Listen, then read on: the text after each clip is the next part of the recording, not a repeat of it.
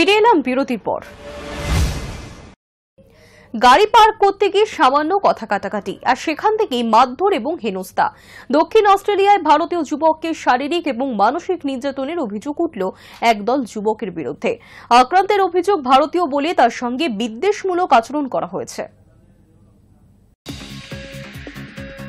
The Australia ট্যুরের সংবাদ মাধ্যমে প্রকাশিত খবর অনুযায়ী ঘটনাটি ঘটেছে গত সপ্তাহে। আক্রান্ত ভারতীয় যুবককে হাসপাতালে ভর্তি করানোর পর বিষয়টি প্রকাশ্যে আসে। জানা গিয়েছে আক্রান্তের নাম চরণপ্রীত সিং। পড়াশোনা সূত্রে বিদেশে রয়েছেন তিনি। গত সপ্তাহে কিন্টর এভিনিউতে একটি জায়গা কিনেছিলেন তিনি, তার সঙ্গে ছিলেন স্ত্রী। যুবকের গাড়ি রাখার সময় বিনা প্ররোচনায় একদল স্থানীয় যুবক তাকে গালাগালি করতে শুরু করে, কুৎসিত ভাষায় আক্রমণ করে, ভারতীয় বলে অপমান করে, অস্ট্রেলিয়া ছাড়তে বলা হয় তাকে। তিনি প্রতিবাদ করায় ফল হয় আরও মারাত্মক। দল বেঁধে তাকে লাথি ঘুষি মারতে থাকেন ওই যুবকরা। মারের চোটে সংজ্ঞাহীন হয়ে পড়েন তিনি। হাসপাতালে চিকিৎসাধীন ওই যুবক অস্ট্রেলিয়ার সংবাদ মাধ্যমকে বলেন, যখন এই রকমের ঘটনা ঘটে তখন আক্রান্তকে মনে করানো হয় সে অচ্ছুত, তাকে ফিরে যাওয়া উচিত। আপনি আপনার শরীরে অনেক কিছুই বদলে ফেলতে পারেন, কিন্তু চামড়ার রং বদলাবেন কেমন করে?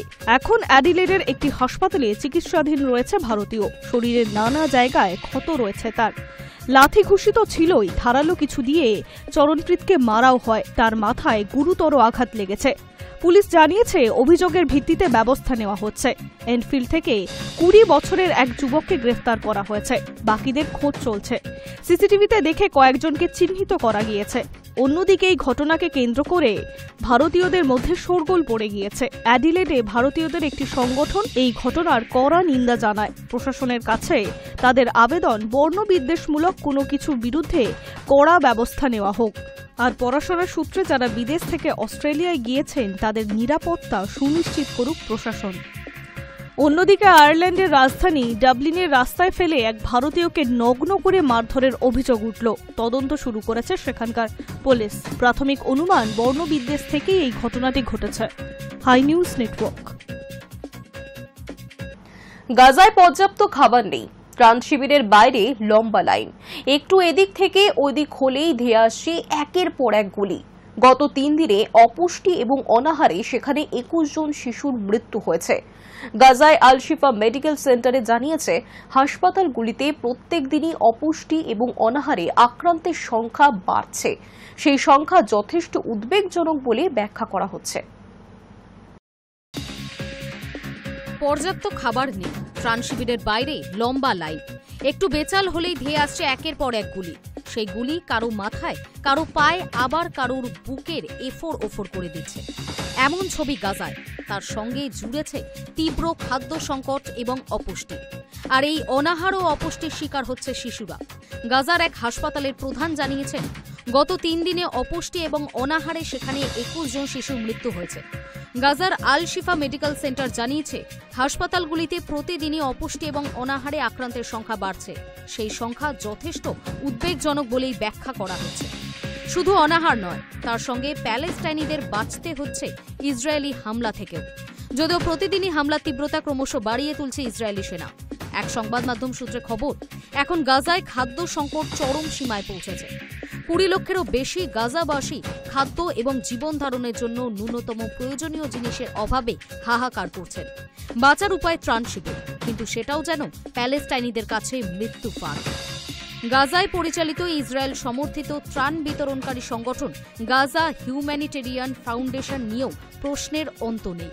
তাদের ত্রাণ শিবিরে খাবার আনতে গিয়ে প্রাণ হারিয়েছেন এমন মানুষের সংখ্যা নেহাতই কম নয়।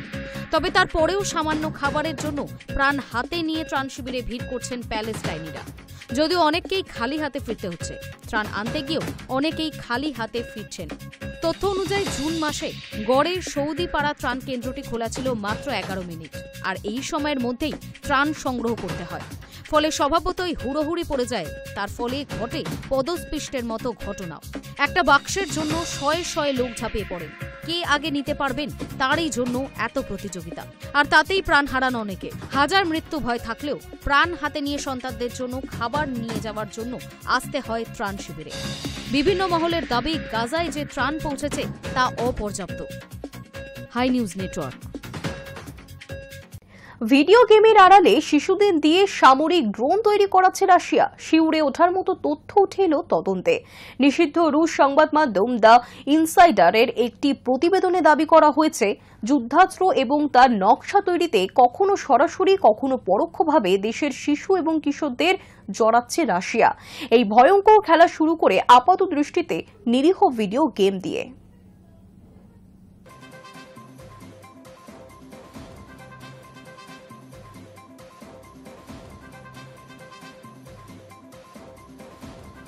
ভিডিও গেম তৈরির দেশব্যাপী প্রতিযোগিতা আয়োজনের আড়ালে আদতে শিশু কিশোরদের দিয়ে ইউক্রেন যুদ্ধে ব্যবহারের জন্য ড্রোন তৈরি করাচ্ছে রাশিয়া।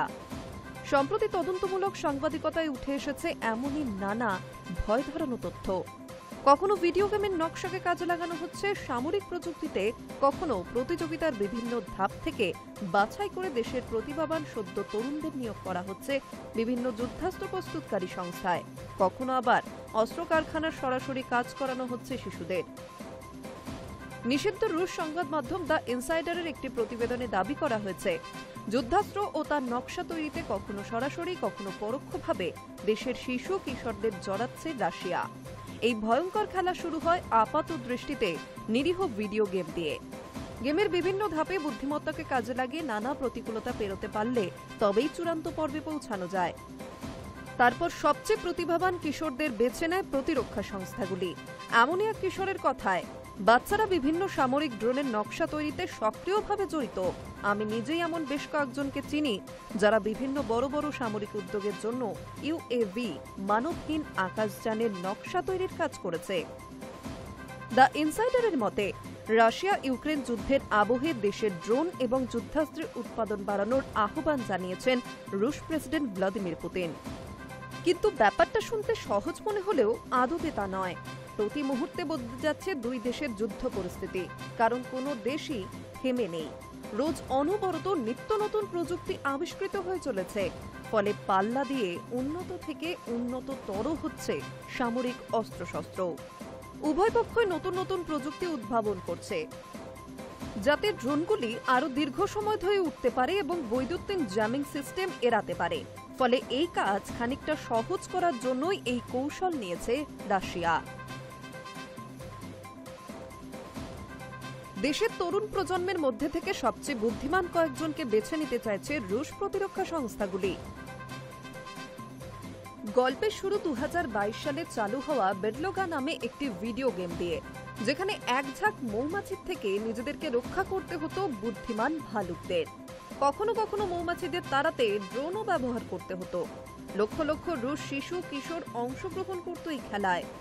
এই গেমটিতে সফল হতে পারলে স্কুলের গণ্ডি পেরোনোর পরীক্ষায় অতিরিক্ত নম্বরও যুক্ত। গেম শেষে সবচেয়ে সফল খেলোয়াড়েরা অংশগ্রহণ করতে পারত আরও উন্নত এক প্রতিযোগিতায়, যার নাম বিগ চ্যালেঞ্জেস। মূলত ড্রোন প্রযুক্তি নিয়ে কাজ করা এই প্রতিযোগিতায় রুশ সংস্থাগুলি প্রতিভাবান স্কুল পড়ুয়াদের মধ্যে থেকে বাছাই করে নিত সেরাদের। প্রতিযোগিতার 3 কিশোর ফাইনালিস্টের সঙ্গে কথা বলেছে দ্য ইনসাইডার। তাদের কথায়, আমরা জানতাম যে এই প্রজেক্টের প্রয়োগ সরাসরি সামরিক ক্ষেত্রে করা হয়, কিন্তু আমাদের এটা কাউকে বলতে নিষেধ করা হয়েছিল। শিশু কিশোরদের কথা মাথায় রেখে গোটা বিষয়টা এভাবে সাজানো হয়েছে। মাথায় রাখতে হবে, এখানে যে কোনো প্রজেক্টের দ্বৈত উদ্দেশ্য রয়েছে। বিশেষত আমরা যেহেতু স্কুল পড়ুয়া, আমরা দেখেছি প্রতিটি প্রতিযোগিতাতেই যেন অলিখিতভাবে এই গোপনীয়তার নিয়ম ছিল। শুধু ড্রোনের নকশা তৈরিই নয়, সরাসরি ড্রোন তৈরিতে শিশুরা জড়িত। রুশ সেনাবাহিনী টেলিভিশন স্টেশন দ্বারা সম্প্রচারিত একটি তথ্যচিত্রে সম্প্রতি বিশ্বের অন্যতম বৃহৎ স্ট্রাইক ড্রোন প্রস্তুতকারক এক কারখানায় কিশোর কিশোরীদের ক্যামিকাজে ড্রোন তৈরিতে সহায়তা করতে দেখা গিয়েছে। যুদ্ধকালীন সময়ে অন্যতম লক্ষ্যবস্তু হয়ে উঠতে পারে এমন সামরিক স্থাপনায় শিশুদের নিয়োগ করা বেআইনি এবং বহু আন্তর্জাতিক নিয়মেরও পরিপন্থী। ফলে ওই ভিডিও প্রকাশ্যে আসতেই সাড়া পড়ে গিয়েছে বিশ্বে। যদিও রাশিয়ার রাষ্ট্র পরিচালিত সংবাদ মাধ্যম জানিয়েছে, আলাবুকায় অবস্থিত ওই কারখানাটিতে 14 এবং 15 বছর বয়সী পড়ুয়াদের ড্রোন তৈরির বিষয়ে হাতে কলমে পড়াশোনা করার জন্য কারখানায় আমন্ত্রণ করা হয়েছিল। Hi news network.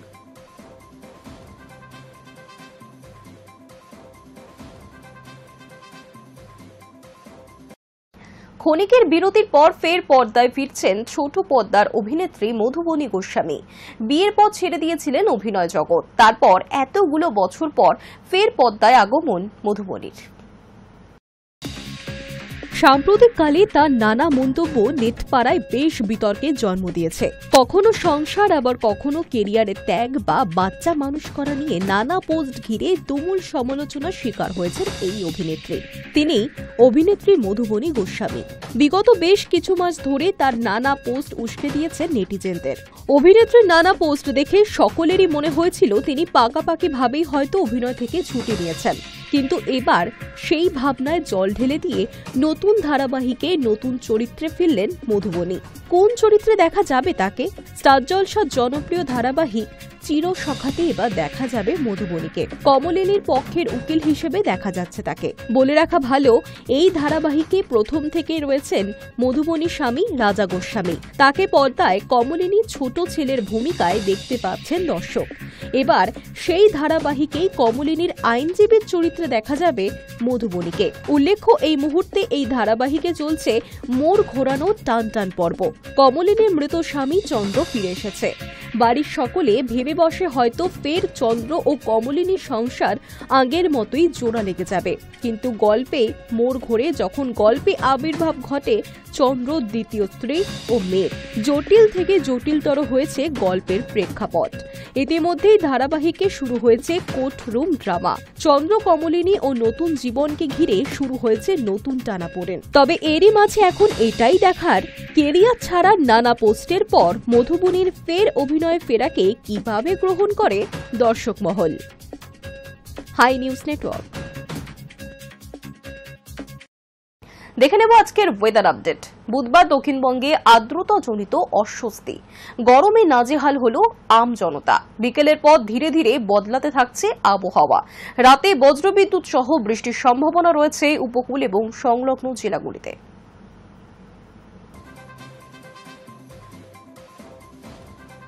বুধবার দক্ষিণবঙ্গে আর্দ্রতাজনিত অস্বস্তি বাড়বে, গরমে নাজেহাল হবে আম জনতা। বিকেলের পর ধীরে ধীরে বদলাবে আবহাওয়া। রাতে বজ্রবিদ্যুৎ সহ বৃষ্টির সম্ভাবনা উপকূল ও সংলগ্ন জেলাগুলিতে। আগামীকাল অর্থাৎ বৃহস্পতিবার থেকে মেঘলা থাকবে আকাশ। বিক্ষিপ্তভাবে ভারী বৃষ্টি শুরু হবে দক্ষিণবঙ্গের জেলাগুলিতে। বৃহস্পতিবার ও শুক্রবার নিম্নচাপের জেরে ভাসবে গাঙ্গেয় পশ্চিমবঙ্গ। শনিবার ভারী বৃষ্টির সম্ভাবনা বেশি থাকবে পূর্ব ও পশ্চিম মেদিনীপুর, ঝাড়গ্রাম, পুরুলিয়া, বাঁকুড়া, পূর্ব ও পশ্চিম বর্ধমান, হুগলি, হাওড়া ও দক্ষিণ 24 পরগনায়। রবিবারও চলবে বৃষ্টি। বুধ ও বৃহস্পতিবার উত্তরবঙ্গে বৃষ্টির সম্ভাবনা কম। শুক্রবার থেকে রবিবার পর্যন্ত বিক্ষিপ্তভাবে ভারী বৃষ্টির সতর্কতা। উপরের 5 জেলার 2-1 জায়গায় 2-1 ফোঁটা ভারী বৃষ্টির সতর্কতা রয়েছে। বজ্রবিদ্যুৎ সহ হালকা থেকে মাঝারি বৃষ্টি সব জেলাতে। 2-1 জায়গায় দমকা ঝোড়ো বাতাস বইবে বলেই আলিপুর আবহাওয়া দপ্তর সূত্রের খবর। Hi news network. News today এখনকার মতো এই পর্যন্তই। দেখতে থাকুন হাই নিউজ, নির্ভীক, নিরপেক্ষ।